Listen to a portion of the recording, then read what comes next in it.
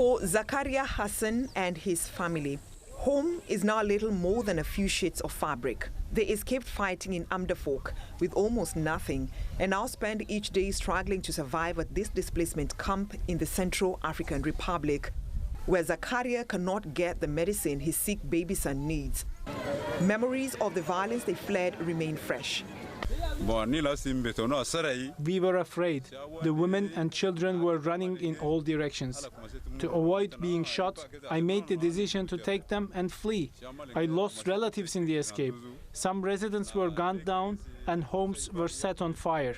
Other displaced families face similar conditions, living in shelters that offer little protection from the weather. It's thanks to this cloth that when it rains, I put it over the tent to cover it so the children don't get soaked. We don't have any food. We fled with nothing but this rubbish that you can see. Amid the worsening humanitarian crisis, temporary classrooms have been set up for displaced children. Birao is already hosting thousands of Sudanese refugees who fled the war in their country. The new arrivals are placing further pressure on already limited humanitarian resources.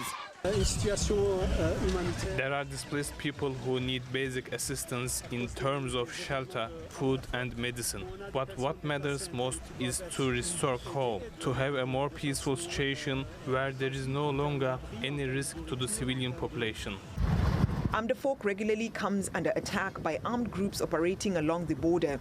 In June, fighters from the Alliance Patriotic Renewal, an armed group in Car that reportedly include foreign mercenaries, attacked government forces in the town. UN peacekeepers are patrolling Birao as authorities try to secure the border region. The regional governor says more government troops have been deployed. We are currently deploying them in towns near the border with Sudan, namely Wanja Koto, Wada, Wada Jale, and even Yalinga. As for Am-Dafock, where I am speaking to you from, the town is secure. But despite those assurances, families who fled the fighting have lost their homes, possessions, and livelihoods. With food, shelter, and medicine in short supply, they're hoping more humanitarian aid arrives before conditions at the displacement camp deteriorate further. Brenda Czeda Radido, TRT World.